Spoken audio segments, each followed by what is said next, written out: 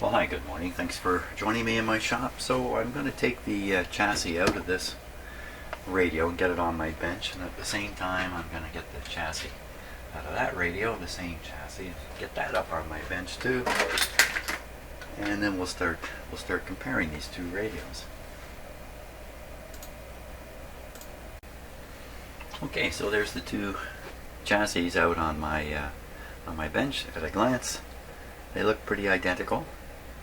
Except of course this one has a speaker mounted right on it here. In this radio the speakers is below, mounted in the big cabinet. This is my radio here with this plug that goes to the speaker.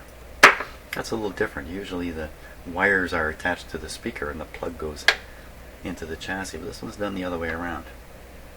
So I still have to get the speaker out of the chassis.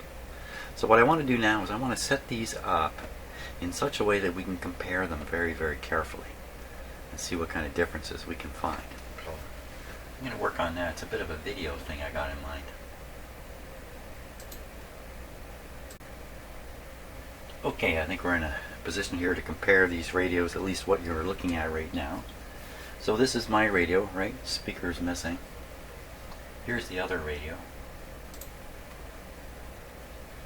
So what I'm going to do is I'm going to flip between the two images of this radio with the speaker and my radio without the speaker, and just look at the knobs and buttons and things like that and see if there's anything different about them. Now conceivably these came off the assembly line one right after the other, for all I know. Or it could be a year apart. It's not likely they manufactured this radio for a year though. Okay, so let's flip back and forth and we'll just look at stuff. I'll just steadily flip back and forth. So I'm starting with the knobs and the controls at the bottom and looking for anything that might be of interest. So, this is not terribly interesting, but if you watch right in this area where my finger's pointing, right at that hole there, there's two of them on this radio. Why would that be? They put a hole in it and went, whoops, wrong spot, and put another hole in it. Not important though. Those are usually little locking holes. You can see, for instance, on, which one are we looking at? We're looking at this one. You can see the holes around this control, and in one hole there's a stopper. It keeps the control from rotating. So same thing over here. You can see a whole bunch of holes drilled. One of them has the stopper in it. Which one is it? It's this one up here. I can feel it. So that's what those little holes are for.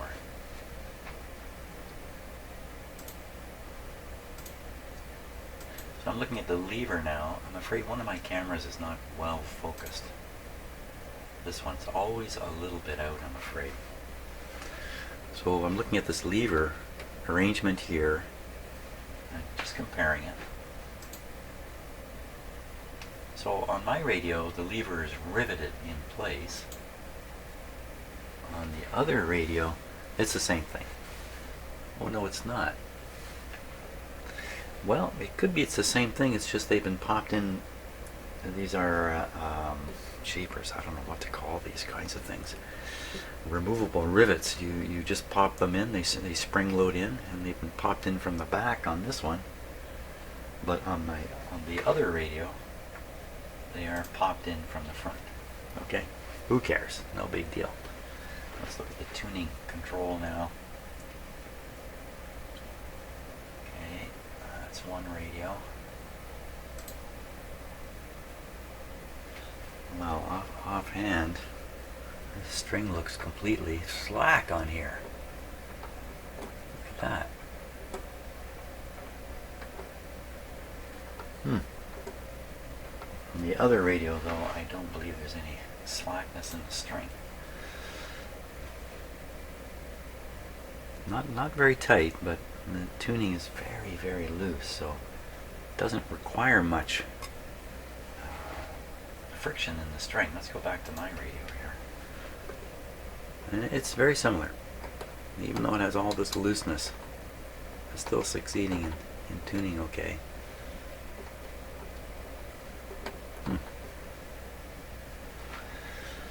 Well, let's look at the dial now.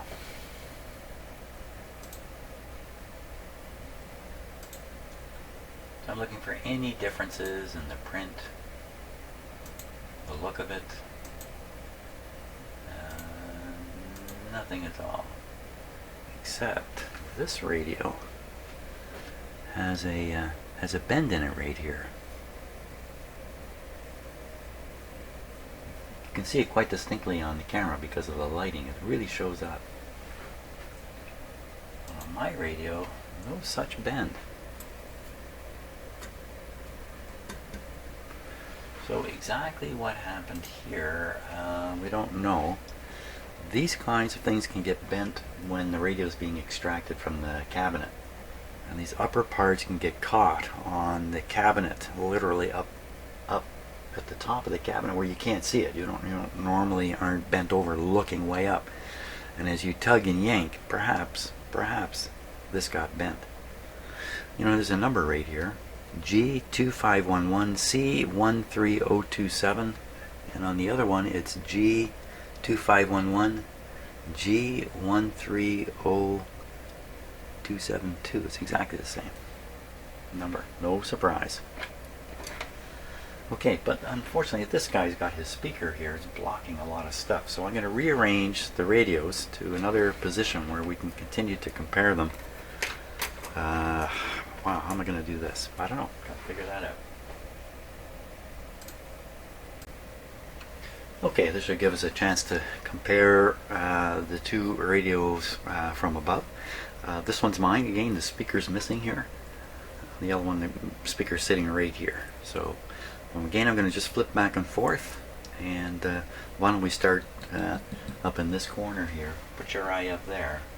And we'll start working our way across. So, okay, so the speaker comes into view right away.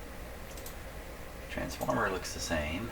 Okay, just to the right of it is, hey, what's going on there? Just to the right of that transformer, two tubes are in a different position.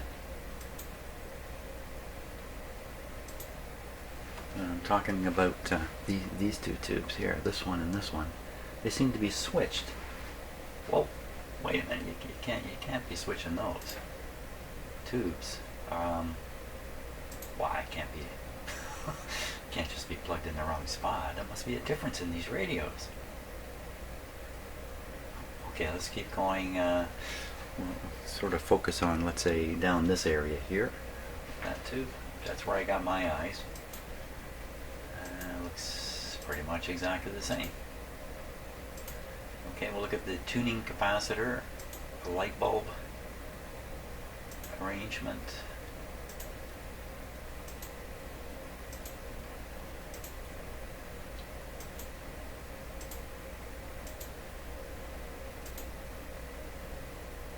The only difference I can spot is this wire coming up is knotted here, and on the other radio it's knotless. Not knotted here. The bulb is different too. It's a different type of bulb, but that's, I don't think that indicates anything. Okay, let's take a look at this coil back in this area here. See if we can spot any differences. There's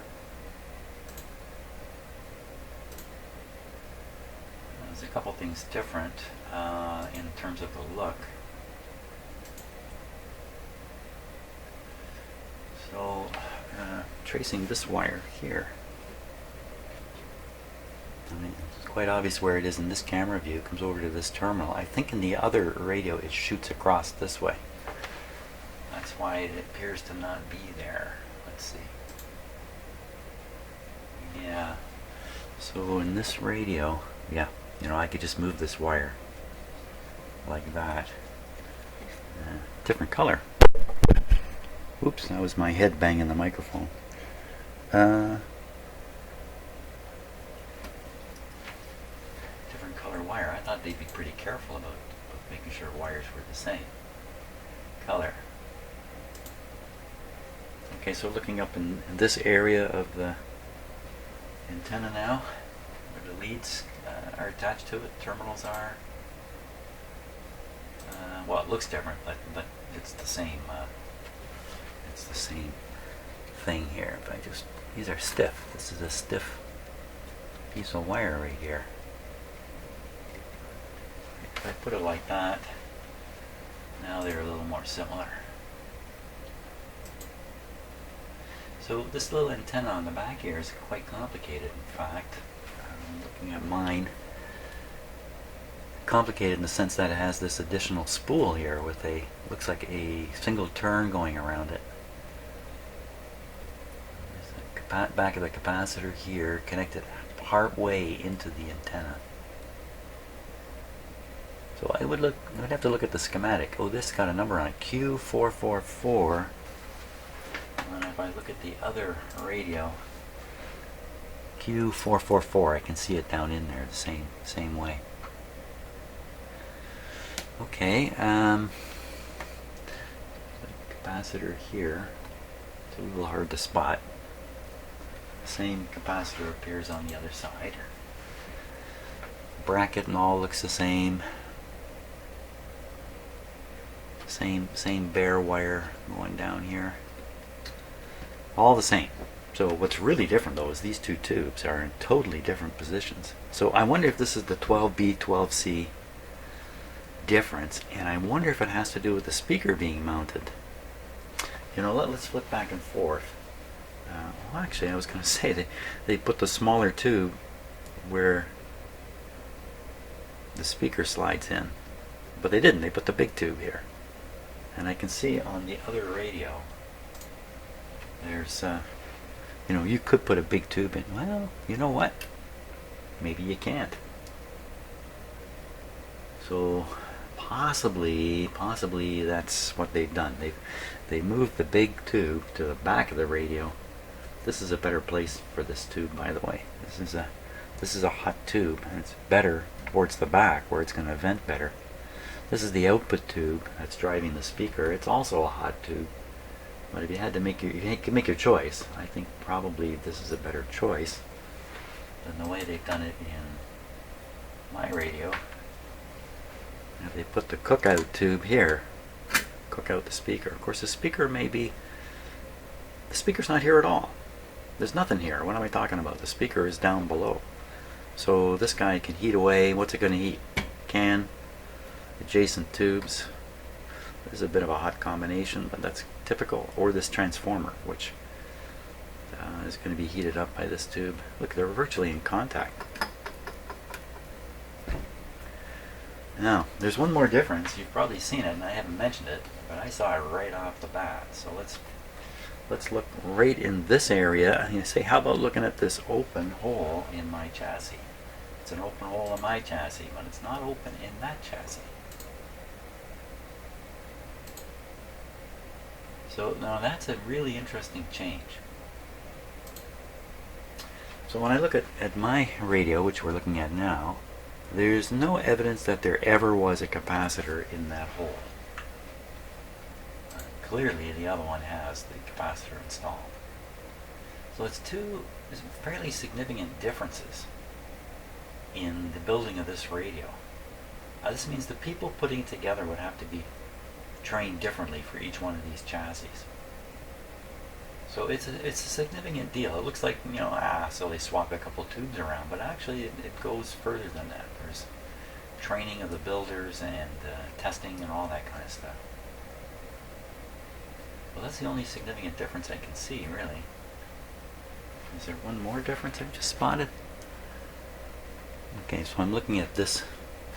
I'm pointing to the wrong radio. This copper. This is a copper braid soldered to the plate on which the tuning capacitor is mounted, and soldered down to the chassis to make sure there's 100% ground here. And the other radio is exactly the same. There's no difference there. One difference, is it a camera angle thing happening here? This appears to be knocked over on this radio, but it's as solid as can be. I wouldn't want to move that, but it does appear to be tipped over, probably just installed on an angle from the start. But you certainly wouldn't want to move that around for fear of breaking it or changing the tuning aspects of it potentially. Okay, that's great. Now I'm going to flip these radios over somehow, and we're going to look underneath them and see what the differences are there. Okay, so there's my radio looking underneath it. This is actually the first time I've looked under this radio, and this radio was given to us, my wife and I, as a wedding gift, believe it or not. And I don't think I've ever looked underneath the chassis. I really don't. So I'm surprised to see a few things in there. So there's the capacitor way up here, and there's some new capacitors in here. They look new to me. These ones, these silvery looking ones, they don't look old. On the other hand, there's lots of old ones in here. So let's start the comparison by making sure this is the same chassis. So we'll look at kind of holes and where wires are coming in and out around the outside as I flip back and forth. I'll just flip back and forth a couple of times here. Here's the other radio with the speaker. There's substantial differences here. So continuing with looking at the let's say the back apron, that's this part of the radio. Back apron, how it's done. So on the left, I see the antenna and ground wires going out. And on this one,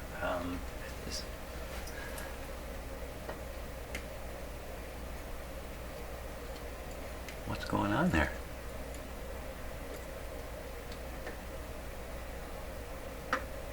The yellow wire, what is going on here? It comes in, goes around the knot, and then goes back out the hole.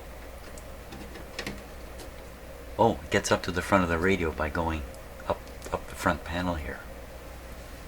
Oh, is that what's going on the other one? Maybe it's the same thing. Okay, here's the other one. Oh, it's the same thing. The wire comes through the hole, goes in the knot, goes back out the hole, and heads up. You can feel it heads up to the probably the tuning capacitor. So this is the antenna coil. Let's look around here next. Let's see what kind of things we can see here. Go back and forth.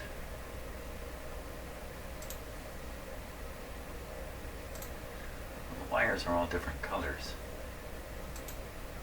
I wasn't quite expecting that. So in this radio, there's a big blank spot up in here, but in my radio, there's a red thing there. What is that? That's the bottom of a large capacitor running from here over to there. It's a large red capacitor poking out. It's what's going on the other radio. So the ground terminals here, there's the oops, sorry, I'm getting a little bit confused about what's on the camera. Here we are. Getting confused about which radio is which. So this is done differently. No, it isn't. This wire is the wire grounding here. That's the antenna ground wire coming in. It's just looping under these other wires. Same thing going on in the other radio. It just doesn't look that way.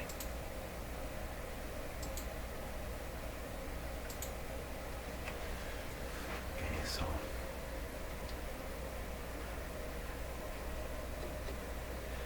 we have a big difference here. I mean, I'm pointing at the radio you're not looking at.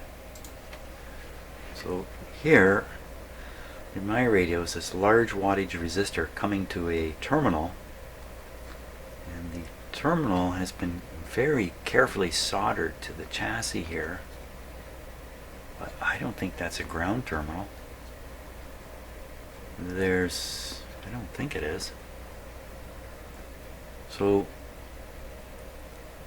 to this wire and then to this wire. So it's like a resistor to a terminal with two wires coming off. But this terminal doesn't appear in the other radio. What's going on here? Where's the high wattage resistor? Well, it looks like this must be it here. And it looks replaced. It looks like someone's replaced this high wattage resistor. So that's probably, I'm just guessing now, or could be, maybe not probably, but it could be I think it's in the power supply. Now wait a minute, the tubes are in different positions in these radios.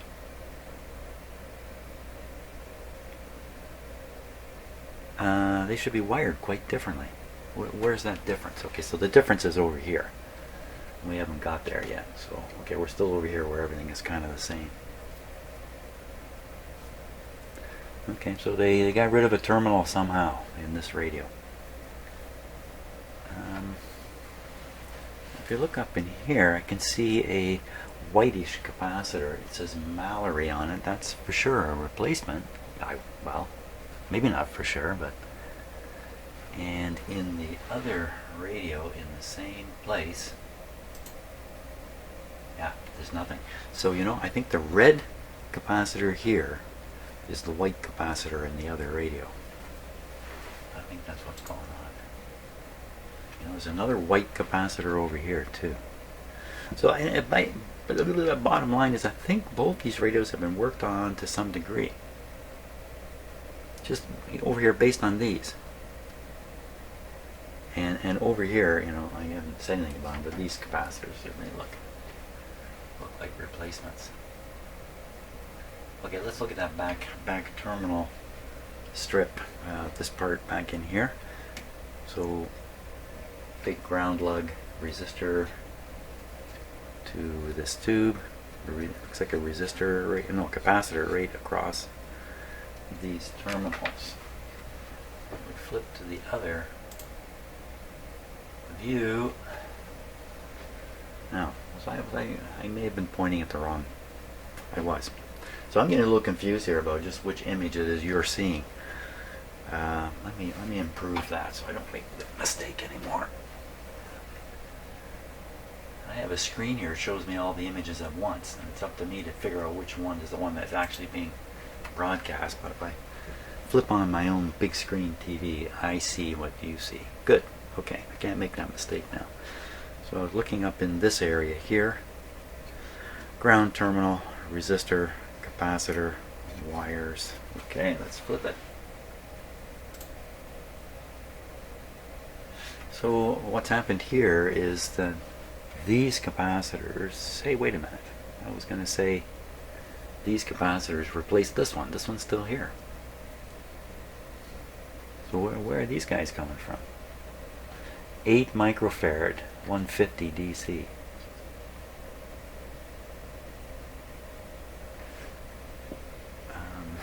Well, let's go back.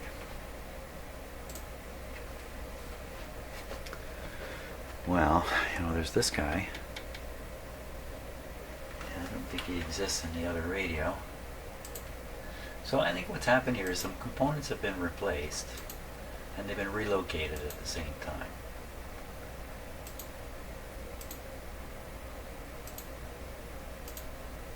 It's kind of neat looking at these two capacitors. You can see them here in their, what I think is replaced. You know what, they might not be replaced.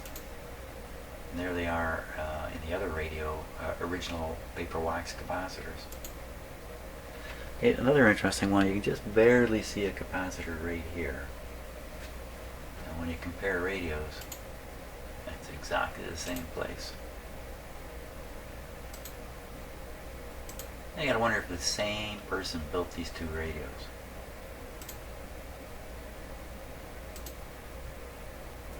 Okay, so I'm getting back into this back corner now, and they look dramatically different.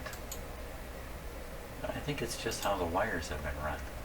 So you can see this capacitor here, whoops, this one here. And when you look in the other radio, you can see a different type. Could still be original though. This is a molded capacitor. And you can see the resistor just under it here. There you can get a better view of the resistor there.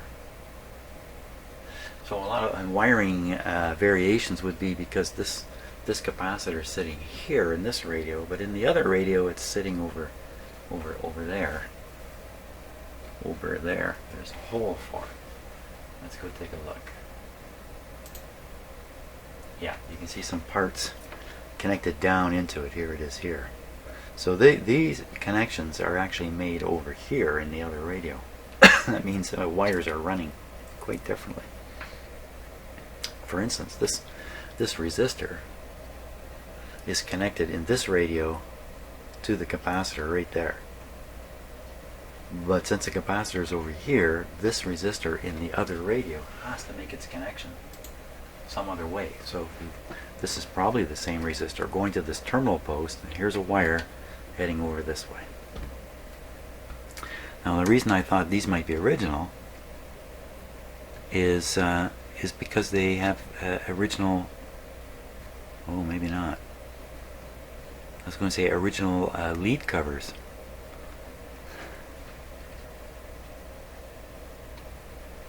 Maybe not. Okay. We look at this radio and we look at the power wire coming in, which is very, very flexible, by the way. This is definitely a rubber as opposed to plastic. But here's a tape joint, and the other one is terminated on the back of the switch here. Switch back to my radio. Cord coming in. Oh my gosh, it's connected here, but it's just right in the open. There's no tape or insulation or anything. There's a 120 volt full power sitting right there. And the other is coming over here to this same spot. Probably on the back of the on-off switch here. It's a little hard to see from this angle. So what do we really got here? Let's just take a little closer look at some of the resistors that are in here.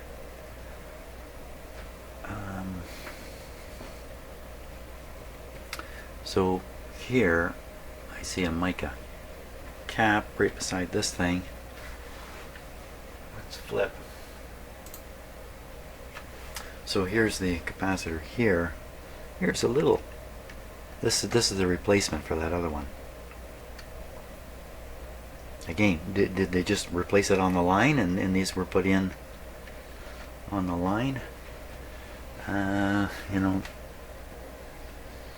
a little awkward for me to be sure. I'm looking at the soldering and trying to decide if the soldering's been refreshed. I can't. But there's no doubt this is new. There's no doubt about that. No doubt somebody's been back here. No doubt this has been done. Lots of doubts about everything else though. So basically it's a lot of original components in both of these radios. Lots of original components. And really why they chose to do this, why they chose this instead of putting it up above is pretty interesting question, but it could come down to something as silly as is a little less wire here. That's the chassis connection there. Somebody said, you know what, instead of putting it over here and bringing wires, we can save 8 inches of wire. We put it here, but you have to put in this bracket. That's okay, we've got all kinds of these brackets in the warehouse.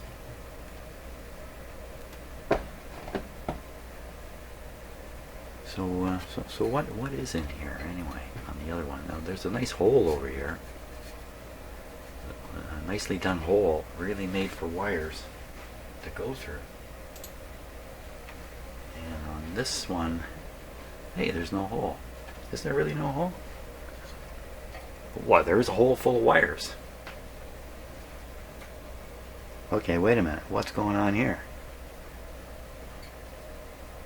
Wow, there's a whole pile of wires heading down that hole. I can get a little light on it. The hole doesn't seem to be in the same spot. There it is. I'm just checking now with my eye. Yeah, it is in the same spot. Okay, so they've got 4 wires coming through the hole on this radio, and they got no wires coming through the hole on the other radio. So is there another hole all those wires go through? So, of course, I'm able to flip back and forth myself here while I'm doing this. And look at one versus the other. Where are all these wires coming from? Oh, it's a speaker. For sure, that's the speaker wires going up to the speaker. Of course, that's what it is. So 2 wires for the voice coil and 2 wires for the field coil, which I guess this, I forgot to look, but I'm pretty sure the speaker has a field coil on it. That's kind of loose. Why so loose?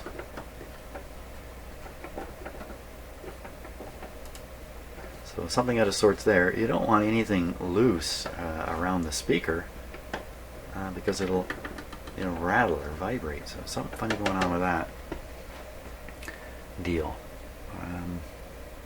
It's a little bit of asbestos left over here. Doesn't really show up on camera well because it's a little too white. This is remnant asbestos. So I don't think there's a sheet in there. No. Of course not. So if someone has removed the asbestos previously, the owner and I had a conversation about that, what I would do if I ran into asbestos. My radio, the other radio, which shows no sign of asbestos on it, really, no sign anywhere. Oh, here's a little bit back here. That's asbestos there. Has an asbestos sheet in it, which I'll probably leave it just the way it is. And not worry too much about it. Okay. So what are we going to do here? We've got some interesting opportunities here to compare the operation of these radios even before we do anything. Oh my gosh, look at this on this one. There's a rather vast amount of lubrication here, which doesn't appear on the other radio.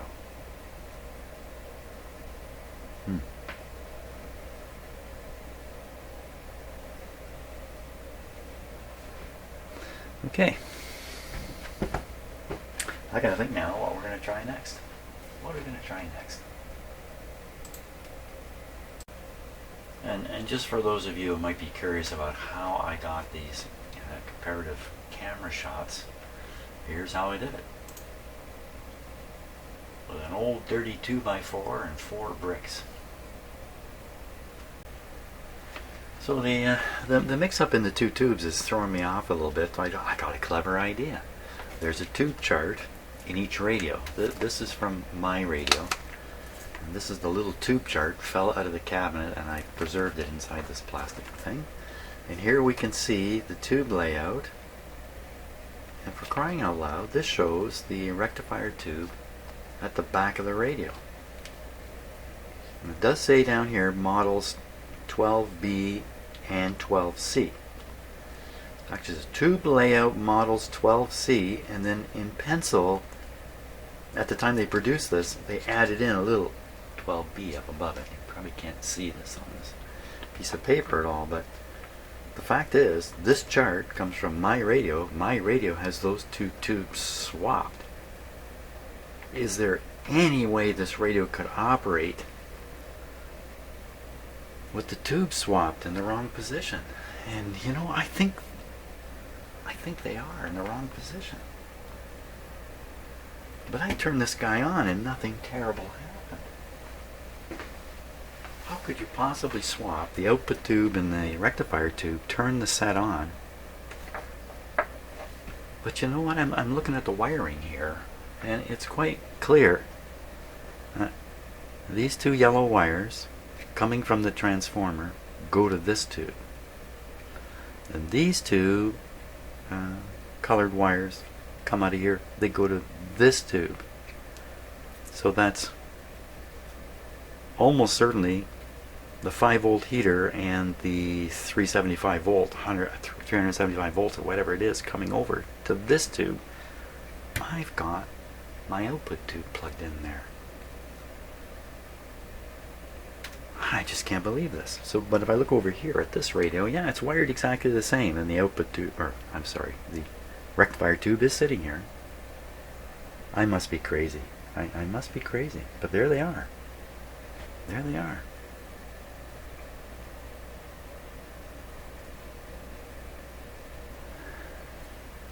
Wait a minute. So there's a red wire. Oh my god, this is not... Yeah, all these capacitors are all wired across here. The capacitor and the resistor, rather. I'm getting so excited here, I'm not even speaking properly. Is that really possible? 2 tubes in the wrong place. And the radio seemed to almost work to me when I played it. This just can't be. This can't be. You can't possibly swap. I can't believe this. Am I totally insane? Let me flip this up and take a look. Is it maybe, you know what could be? Could be the rectifier tube is a small guy and the output tube's a big guy. Maybe that's all that's going on. And the other radio, it's the other way around. In fact, now that I look at it, you know what? That's what's going on. This is a rectifier tube here.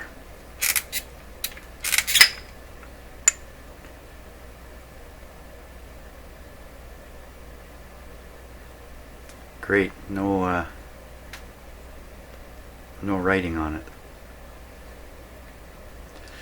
But I can see the two separate parts inside the tube. The output tube does not have 2 separate parts. So that's what it is. So that's what's going on here. So this is an output tube. 6F6, yes. Okay. Okay.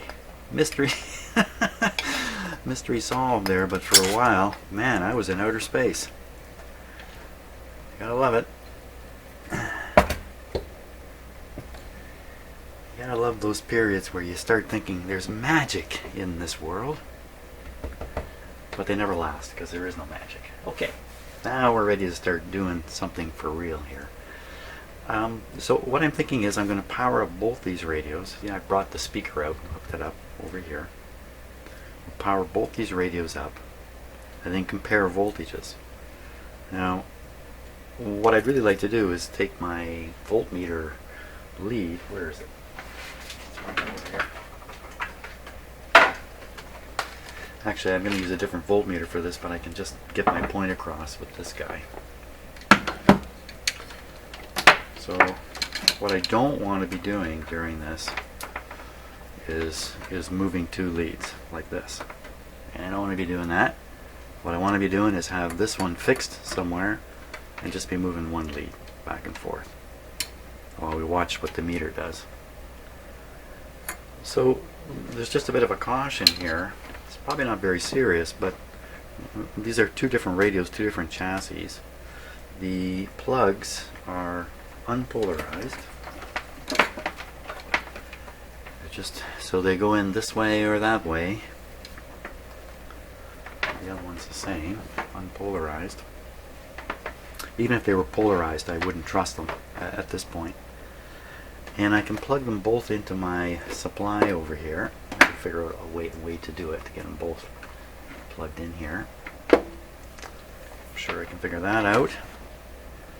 But maybe because of faults in the radio or other things I'm not fully aware of yet, perhaps the chassis is going to have 120 volts between them. Now that shouldn't be the case because both radios have power transformers, and I've examined the wiring. So if you watch on this radio, the power comes in on this wire, goes to the switch, it goes back on this wire right into what is certainly the primary side of the transformer, And then if you follow the other wire is soldered directly to a wire, to the other wire, the other primary wire. So basically, this plug here, you'll see why I'm dwelling on this in a moment, because I've already pre-scanned this and realized something. So these two plugs connect only to the primary winding of the transformer. They don't connect to this radio in any way, shape, or form other than that. Unless there's a short and some problem in the switch, which there won't be. So this is really fully isolated from the power cord. The chassis, the metal chassis, from directly connecting to the power cord. Now we look at this radio, the situation isn't the same. There's a bit of a long shot in the camera there, you probably can't see this. But here's the wire coming in with the power. One wire goes over to the switch. The other side of the switch comes back. It's a lead wire to the primary of the transformer, just like that radio. Now if you follow the other 120 volt wire coming around, it attaches to the other primary lead, and this is where you're not going to be able to see too well yet. It continues on. It continues on and connects. Oh, I see what it does. Okay. Solution. Solution found. It continues on and connects to a terminal on this tube. But now I see the terminal goes nowhere. There isn't even a pin in the terminal from the tube. So this is nothing more than a place to fix the wire and hold it in place. So it won't wander around, because he didn't bother taping or covering this upper part. So whoever did that, they knew what they were doing. That's a crafty solution to the problem that exists in this radio, with a taped connection floating around. Hey, a little lesson learned there. Okay, so getting back to the main issue now, which is probably not too much of an issue. Is there a dangerous voltage between these chassis when I connect them? I just noticed something else that's interesting. We missed it in the initial look over. And can you kind of see it here? You can kind of see it. I just moved this a little bit. This is a soldered connection of 3 wires twisted together, a capacitor, a resistor, and a wire. And it's just floating here. That's very unusual to find a connection like this between wires and components and that's just floating out there. With exactly the same things on this radio. It's just harder to see because it happens to be pointing downwards rather than up and out. So that's how they did that on purpose. So here's another strange spot here. Something similar. With a capacitor, a resistor, and a wire. Exactly the same thing done here.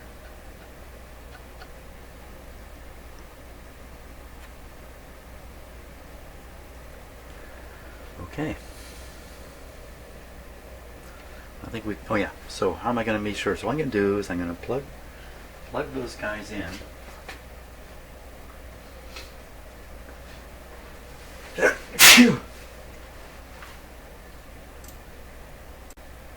Okay, so there's a couple of silly tests to do first. You can see what I've done is I have this very old plug expander, and I plugged the 2 radios into it, but not into anything else.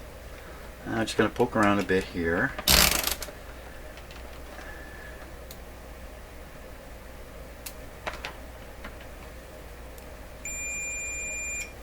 And just see what happens.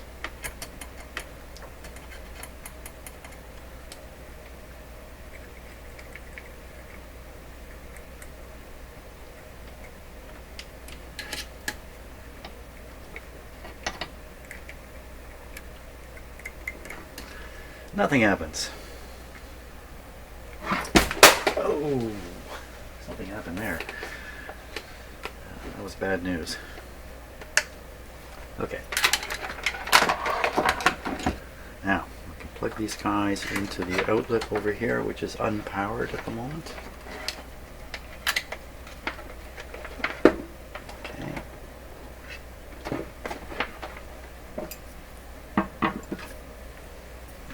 switch to a different camera view here. It's going to let you watch the meter that I'm going to be working with. There we are.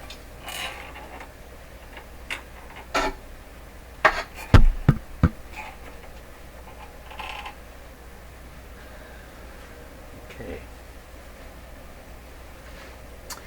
Now, I should be able to connect together the two chassis with my other meter, which is absolutely ungrounded. I'm just going to double check for voltage and stuff, just because I'm Mr. Cautious. Nothing at all appearing, and to ground. Nothing at all appearing. I did all those measurements on DC. That was wrong. Let's try it again. Couple volts appear there. Not on the meter you see on the screen. It's over on this meter. It's just doing a quick test here. Into ground. Okay, so on the way to ground, we're going to get an interesting reading here. Oops. Okay, so this guy reads 26 and this one reads 21. Okay, and that's a voltage through capacitance with enough oomph to operate my meter. My meter takes almost no pumping. That voltage is not a concern, so we're going to eliminate it right away with a clip lead. This is the part where, even though I did all those tests, I will still look away at the moment of contact. Okay, so that should eliminate any difference in potential between the chassis, even though I don't think there ever was one. I'll now connect one lead of this meter. I haven't turned the radios on yet. That's good. And hold it right there. Hold it right there. I haven't turned them on yet. Take that off. Just in an effort to be super duper careful. After all, you're all going to see what happens here. Okay, switch off. Switch off. Okay, so they're both switched off. Power on. Okay, no power flowing. Switch one on. See the light come on down here. Get out my voltmeter. We're reading AC volts. That's the meter on the screen now. Let's just poke around. See if anything interesting shows up. Right into ground. Okay, we're on a fairly high scale here. 50 volt scale. Don't worry about the zero not being right or anything like that. So again, that's just the ghost voltage, the capacitive voltage. My VTVM can do it. But if I got an old meter out, we would probably see zero there. So it is reading 20 something volts in there, I think. What do we have? 15 volts. That's with one turned on. Okay, we'll turn on the other one.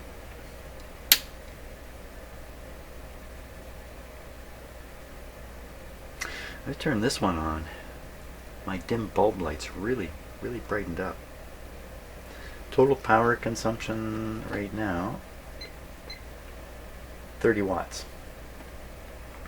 Supply voltage, 75 volt supply to these two radios. It's not a full supply. Voltage between the chassis now, a little less. Still, I think it's totally unimportant. Okay, let's turn them up and hear something.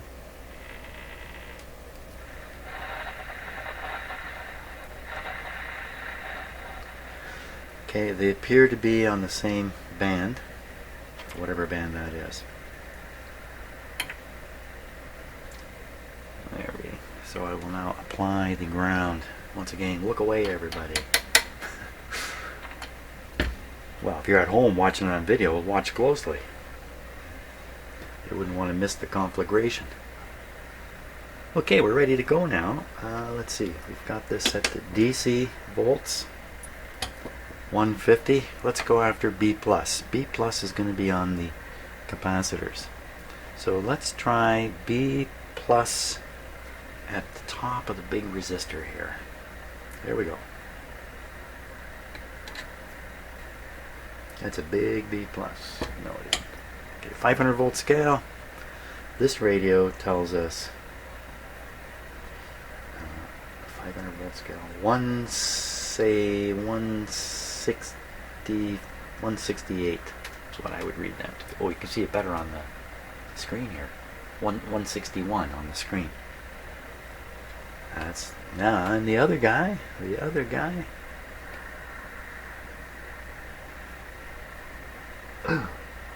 Wow. What's his problem?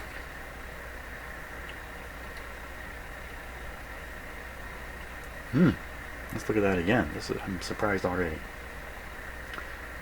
So this is 100 volts.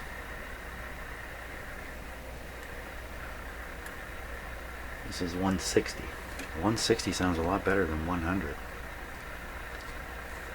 Look at the other. We'll look at the other side of that resistor.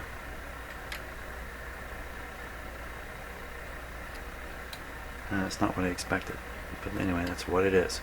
Other side of the resistor is showing on the high voltage radio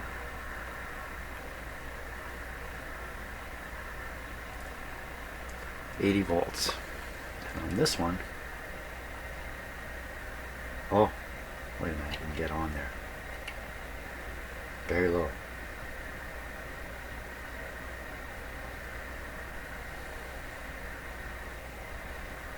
$50 volts. 50. No, there's actually not that much difference there.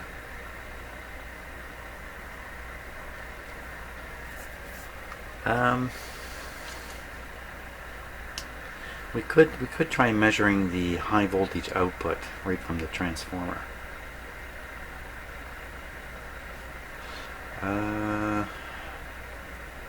That's probably a good thing to do. I won't do it with this meter, because again, this meter's plugged in the wall, the one you're looking at on the screen. I'm just uncomfortable with doing certain kinds of tests with it, especially when I have the alternative, which is this guy.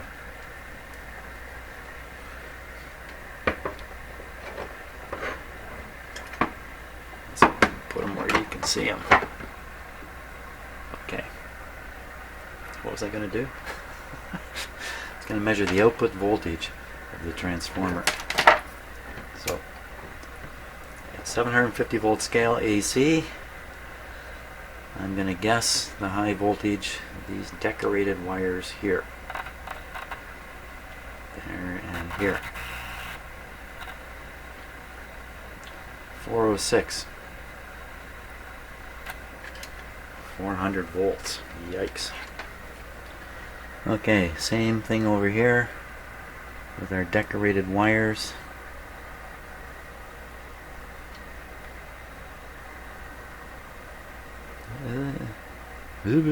Something not quite the same here.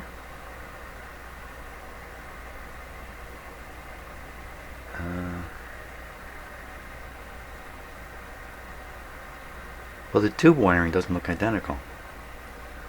So let me just double check that.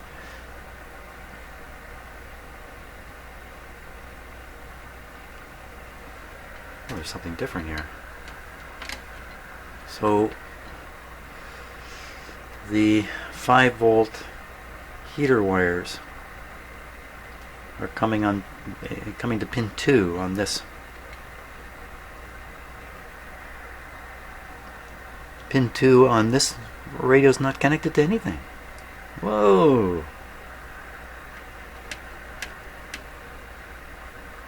Wow, okay, that's another difference to look into. We'll carry on.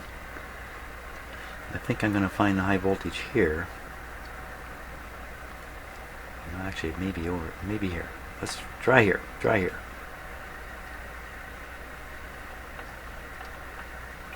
Oh my gosh. Ooh, ooh, ooh, ooh, ooh. Right. What's happening? Right off of what might be the high voltage lead from the transformer, there's something funny going on here with the way it's soldered. If I flip that a little bit further, that solder is going to go somewhere and hit something. Okay, let me get rid of it.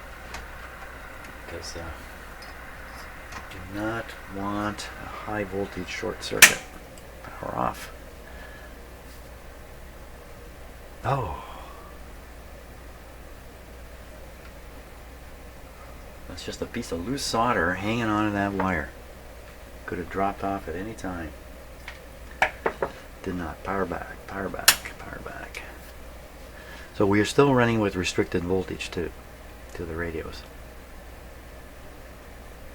Just waiting for them to warm up a bit. Okay, back to the reading I was going to take.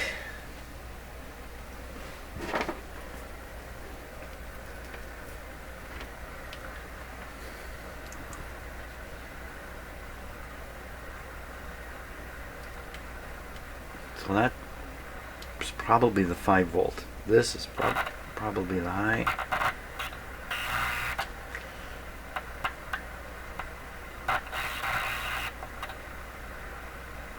Just about exactly the same. So both radios are starting out with a little over 400 volts. One's ending up with 160 for B+, and the other one's ending up with 100 for B+. That's pretty interesting in itself. Another voltage. We could look at the voltage on the output tube plate and see what that amounts to. Oh, we can go back to using this other meter here. Okay, so the output tube plate is probably this one right here. So on this radio, I'm guessing this is the plate. Let's not guess. It's a 6F6. I think, you know what, I think they have the pin numbers on the schematic. Yes, they do. Okay, so we look at the rectifier tube. No, and looking at the output tube, 6F6. The plate is 1, 2, 3. 1, 2, 3. 1, 2, 3. Guess what? Same pin I had guessed. Plate voltage. So this is the plate voltage. It's only coming out at just under 100.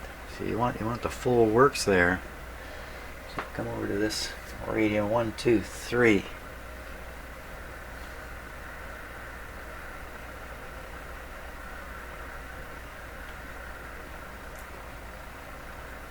And there you see really 160, 170 volts.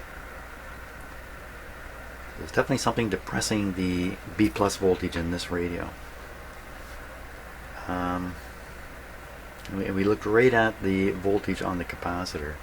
Let's just make sure this is a 2 or 3 part capacitor here. I may have looked at different parts and different voltages. So we'll look at here, just under 100, and we look at here. Here. Just a touch higher, and then this last terminal could easily be a ground terminal. Oh, a little tiny voltage on it. Probably the bypass for the output tube. So I see a wire coming from this terminal. I can see it going all the way around the back and right over the output tube. Okay, so that's the bypass. Come over on this radio. Incidentally, this radio has a green yellowy wire in it right here. You can barely see it on the camera there. Boy, that doesn't look old. That looks like a modern piece of wire. So here we go. So that's probably the bypass part of the deal. Don't do that. I don't want the lead to slip. Not on these measurements. So it's just under 200. You know, that's really close to 200 there. And then over here, now that's actually the 170. That's actually the plate voltage again. So it's a good chance there's a resistor in the power supply that's causing this problem. So we take a look here. 3 meg tone control. No.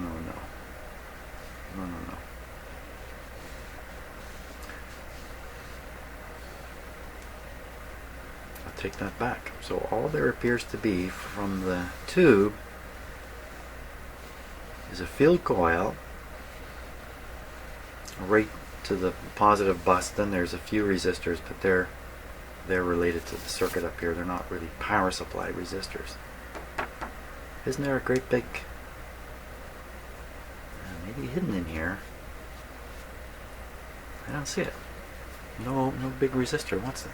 So what's this big super water here?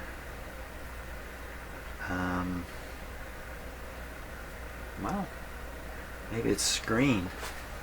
Maybe it's a screen resistor. It's going to this tube. It's not going to the output or the rectifier tube. So something else. Big wattage on. Which tube is that? Which tube is that?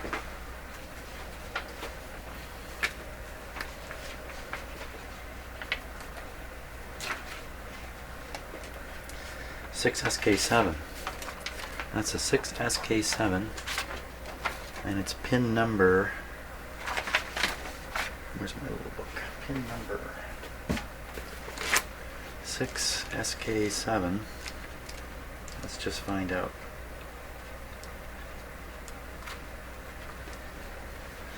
So on a 6SK7, there is a screen, and it's grid number 123.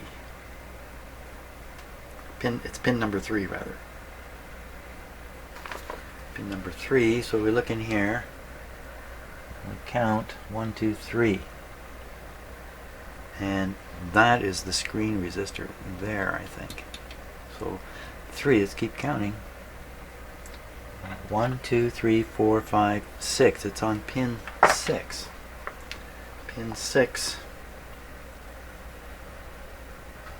Yeah, I'm sorry, I'll take it all back. Okay, pin 6 is the screen. Pin 3 was a suppressor. So that's bogus. So it is screen. So this is a screen resistor. That doesn't explain too much. There's this resistor here, a fairly high wattage one. Well, let's compare either side of that big resistor. So either side.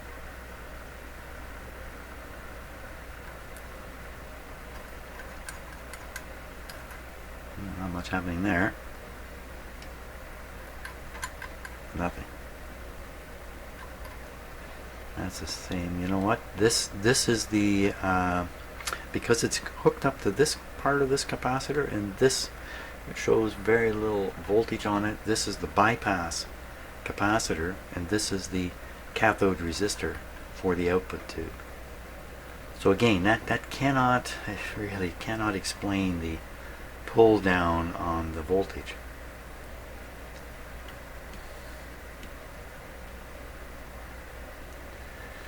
And since I'm seeing the voltage low right on the capacitor itself, and there's something in the radio. It's this one over here, actually. Something in the radio pulling down the voltage, drawing too much current. Drawing too much current through the speaker.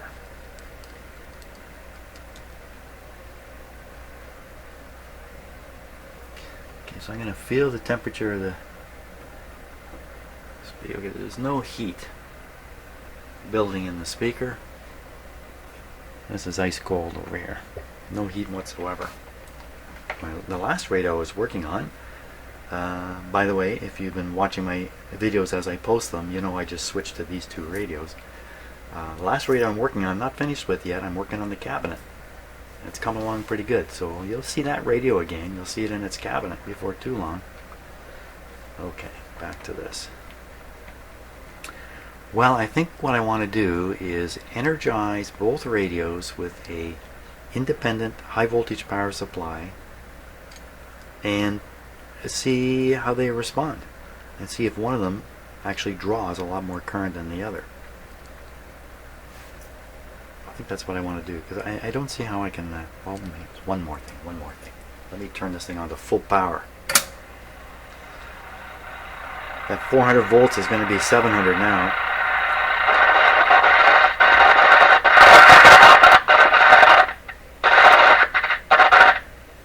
Clean that volume.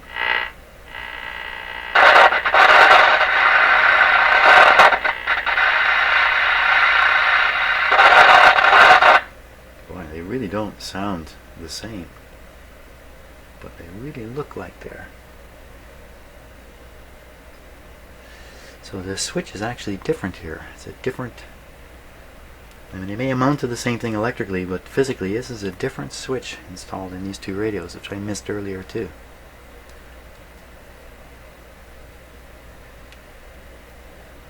Okay, so we'll look at B plus again.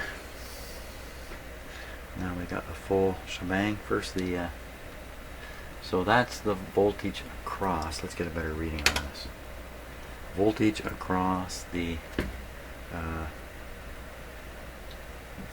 bypass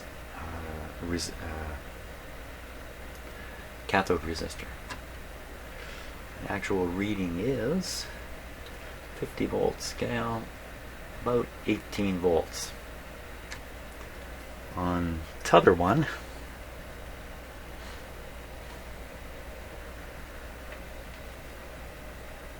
it's this one here. I said 18 volts.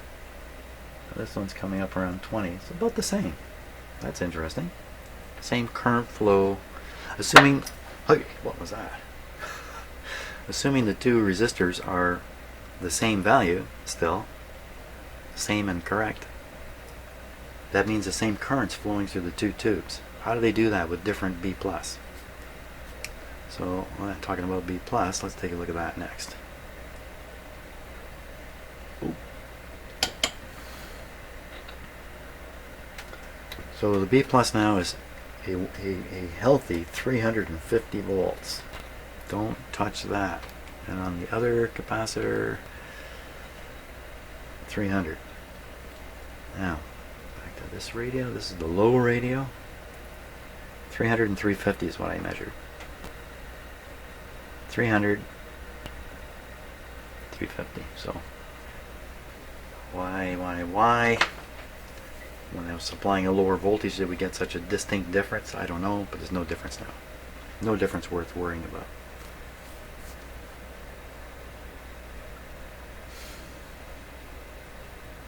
Well, we know where the screen is. Let's check the screen voltage on this tube.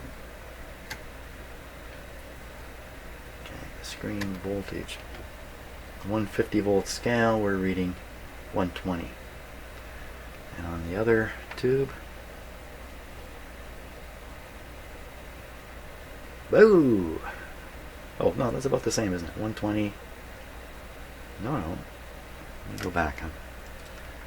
Doesn't take much. Does not take much. 120. And over here, 130. 120, 130. Okay, let's try. This might get noisy while I'm doing this. Let's try.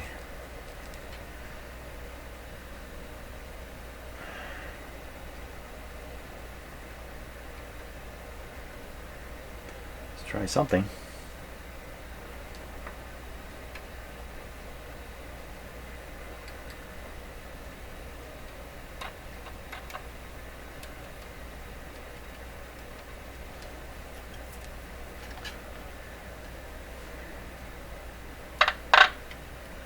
Okay. So there we're reading 150, 70 volts.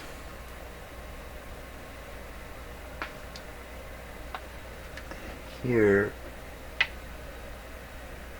I'm reading about 46 volts. Okay, well that just takes us right over to here.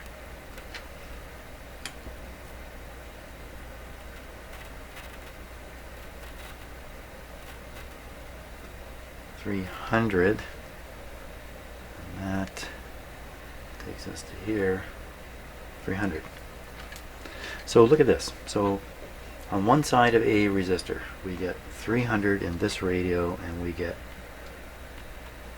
300 in this radio. On the other side of the resistor, in this radio we get all of that. In the other radio we get a little more. It's not too dramatic, is it?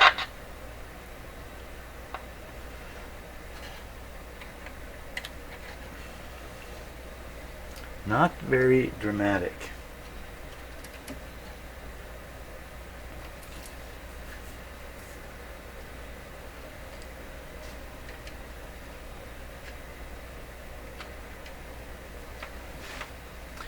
There's a tube really hidden up in here.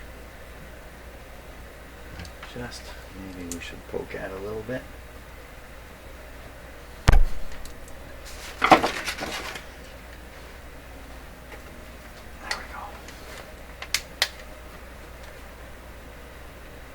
we go. Okay, maybe we're not going to poke up in there. So there's a red wire heading up in there that comes from here. I've already done this test. And just under the 4. Over the 4. Well, I'm not finding anything really super outstanding in terms of the difference in the operation of these, or the voltages you find in the back of this radio. But its performance is not the same. Now let's just get them going here.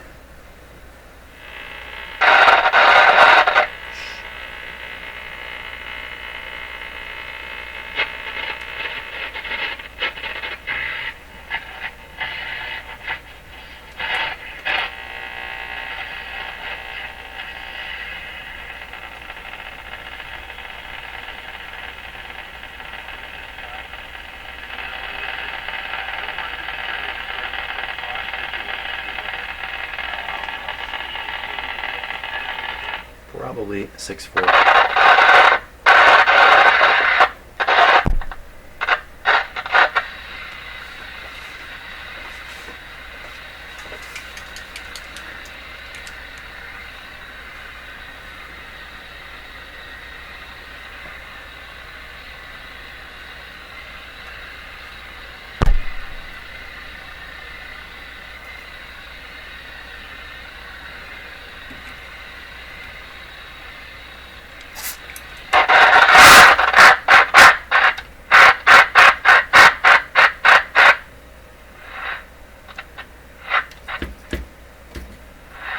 There.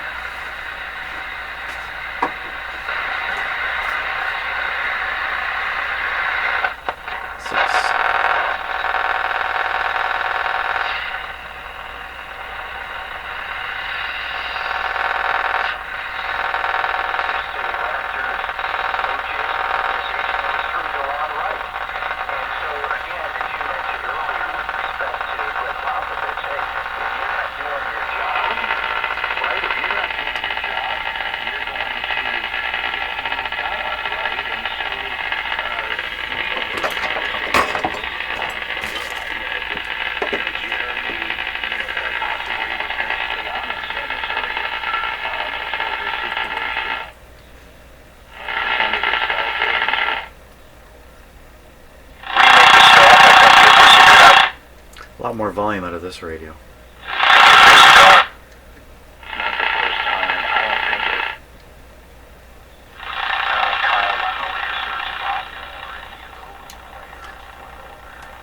Tone minimum.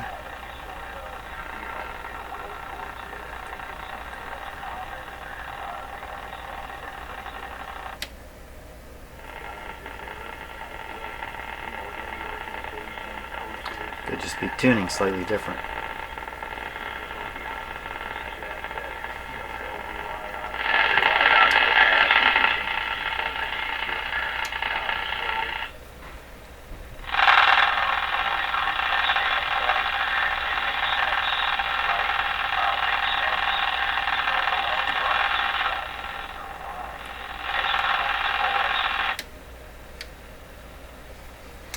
Well, I'm going to cut the power here.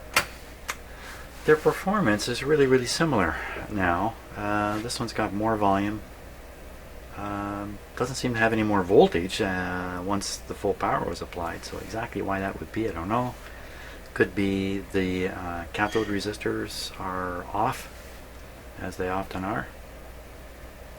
So now we haven't compared shortwave. I don't think I was going to say I don't think I'm going to bother with that, but let's do that. Let's do that because I'm really so close here. Let's get it going.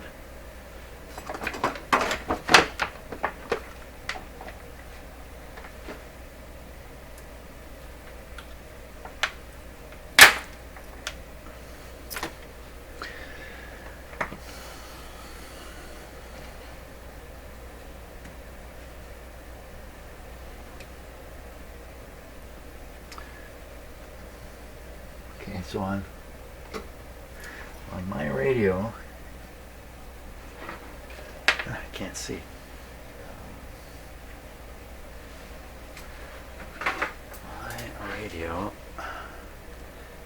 you have a wire between 1 and 2. This one is open. Oh no, there's a link. So 1 and 2 are joined. I'm going to leave them just as they are. Short them together. It's kind of a weird thing to do to a radio, but let's put some power on here. We're not having any fun without some power. Volume down. And then I'm going to inject into this a shortwave type signal. Let's just couple it like that. It looks kind of crazy. Yeah. Clip it right onto the insulation. Ground, I will apply to the ground. Hopefully that gives enough signal to get into these radios. Switch them to shortwave. Turn them up. Hey. They both sound the very same. Now, is that because of something I've done here? That's really suspicious. Now they're tuned to the same place. Course on shortwave, and that's going to be around 6 megahertz. So you can't see this now. We're at 7.8, heading for 6. Here we come. There we go, right past it. Okay, it's a very low signal. I haven't got this really connected, so let's go back.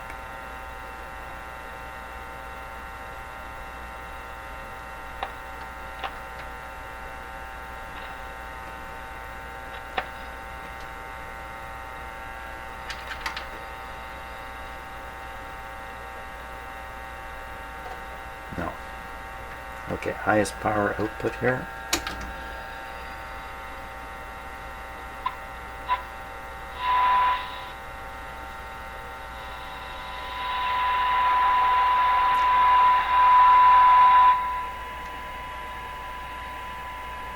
Well, first of all, it's really surprising that they're both tuned to the same thing on the shortwave band, just because they were tuned to the same thing on the AM band. That's another sign that these things are performing very, very identically. So this is turned up. That's full. That's not even getting to full. So again, this is performing better than this guy, but maybe it's just tuning. So let's double check that.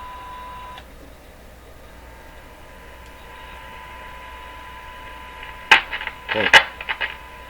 This isn't.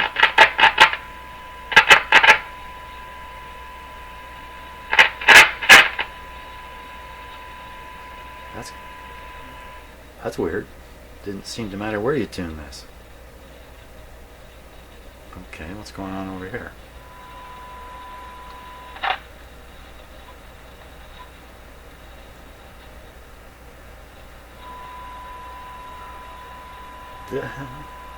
Did I get that right? So this is tuning like any radio would.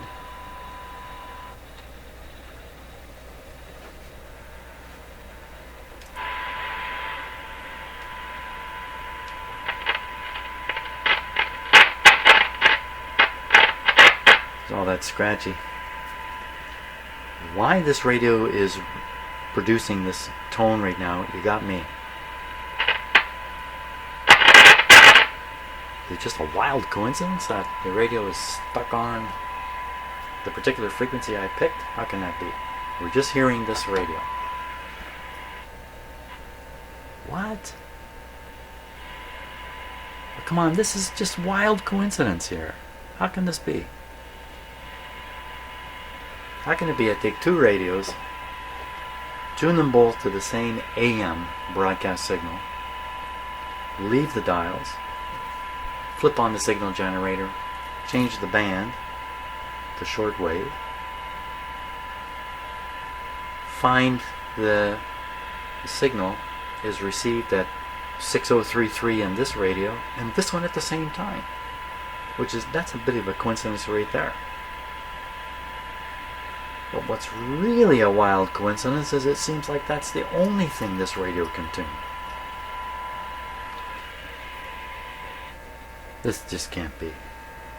I